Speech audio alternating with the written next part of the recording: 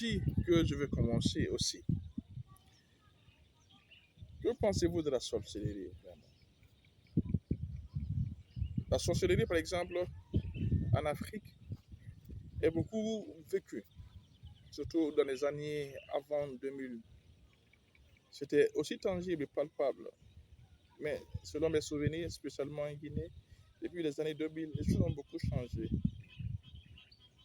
Mais la sorcellerie est une réalité. Ça dépend du pays, ça dépend du milieu, ça dépend de la réalité de chaque nation, la réalité de chaque lieu.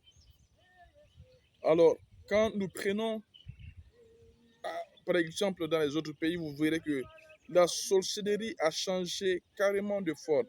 La sorcellerie a changé carrément de face. La sorcellerie a changé carrément de type.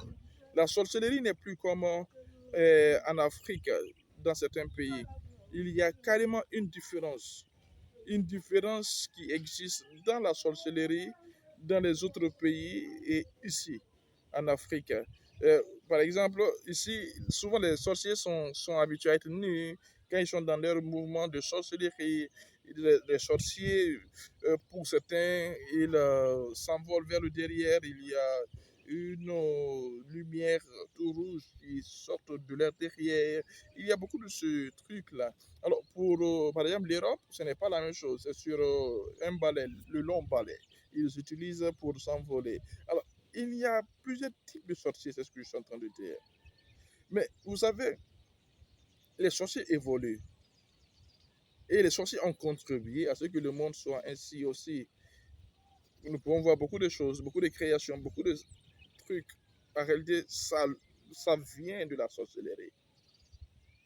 Les gens pensent que les sorciers continuent à être sales, les sorciers continuent à se cacher, les sorciers continuent à se retirer. Les sorciers aujourd'hui sont impliqués dans tout et dans tout. Et d'ailleurs, les grands leaders du monde sont des sorciers. La plupart d'entre eux sont des sorciers, sont dans la sorcellerie. Alors, qu'est-ce qui se passe maintenant? Ce qui se passe est qu'on veut nous faire croire que la sorcellerie n'est pas vraie. Parce qu'eux, ils sont sorciers et ils veulent se cacher. En France, il y a eu un siècle où il y avait la chasse à la sorcière. Mais savez-vous que ce sont des sorciers même qui chassaient les sorciers? Oui, parce qu'il y avait des clans de sorciers. Et qu'il y avait une division au sein de leur clan. Il y a une catégorie de sorciers qui voulaient contrôler tous les sorciers. Et tous ceux qui refusaient devaient être lapidés. C'est ça la vérité qui est cachée dans cette histoire de la chasse à la sorcière en France. Mais je vais vous dire une chose. Quand le chrétien n'ouvre pas sa pensée pour comprendre le surnaturel, il va se faire submerger. Les sorciers sont devenus très dangereux aujourd'hui pour l'Église. Ils détruisent l'Église parce que les chrétiens ne croient pas au surnaturel. On veut combattre quelqu'un qu'on ne voit pas, qu'on ne peut même pas entendre. Comment on va le combattre? On veut lutter contre quelqu'un qu'on ne pourra même pas toucher. Comment? Et aujourd'hui, à cause des sorciers, tout ce qu'un chrétien fait qui ressemblerait à ça, ils vont dire que tu es sorcier. Oh, ça c'est de la sorcellerie. Par exemple, sortir de son corps, c'est qualifié le plus souvent en Afrique comme étant un acte de sorcier. Tandis que nous pouvons voir dans la Bible où les gens sont sortis de leur corps, sont partis au ciel. Les gens ont été enlevés de leur corps, sont partis. L'apôtre Jean est l'exemple. L'apôtre Paul est l'exemple.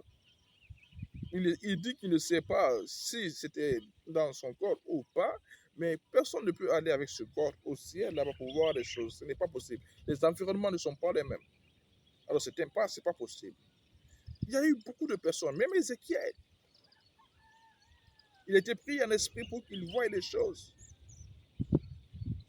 Mais aujourd'hui, dès que ça se fait, on voit autrement. Il y a des choses très semblables à ça aussi. Être dans les deux réalités à la fois. Tu es dans le corps, mais tu partages le surnaturel pour mener une bataille surnaturelle. Alors, la bataille surnaturelle, ce n'est pas, ah, je détruis, j'anéantis, détruis, j'anéantis. Le sorcier, il est là, il rit sur toi. Parfois, le feu, c'est vrai, ça prend certaines personnes parce qu'ils sont sur leur trajectoire. Mais combien de sorciers n'arrivent pas à atteindre, vous savez? Combien de sorciers sont aujourd'hui dans nos églises, vous savez? Et ce qui est très grave dans ça, c'est que la sorcellerie est en train d'anéantir totalement l'église et qu'il y a des pasteurs qui deviennent sorciers, il y a des pasteurs même qui sont sorciers, il y a des pasteurs qui rentrent à l'église avec leur esprit de sorcellerie. Ils viennent avec la sorcellerie au sein de l'église. Il y a des sorciers qui viennent pour devenir pasteurs. Il y a des femmes des pasteurs qui sont des sorciers. Et ça fait que l'église est détruite depuis l'intérieur même. Combien de sorciers sont à l'église aujourd'hui? Parfois, si vous vérifiez même, l'église est un centre de sorcellerie. Ils viennent, ils font leur sorcellerie là-bas. Pour dire vraiment, je ne peux pas dire que c'est l'église. Ce n'est pas l'église, en réalité. Parce que la véritable église de Dieu, sorcier ne peut pas rentrer dedans et se vivre. La puissance de l'esprit s'y trouve. L'onction divine est là-bas. Dès qu'il rentre, il est exposé.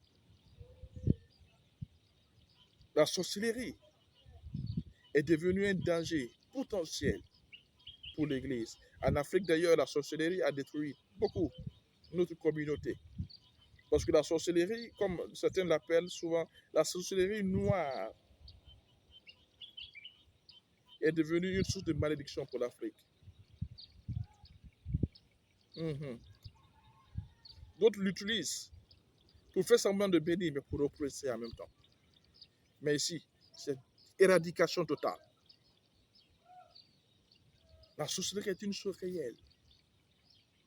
Il y a trop de témoignages là-dessus. Moi, j'en ai vu des sorcières quand j'étais tout petit. Et j'ai été victime plusieurs fois de la sorcellerie. Ils pouvaient courir derrière moi, je les vois, je me mets à fuir. Ils aimaient effrayer. Tu es couché, ils viennent pour t'effrayer. Ils cherchent à te tirer pour t'enlever de ton corps. C'est une réalité, la sorcellerie.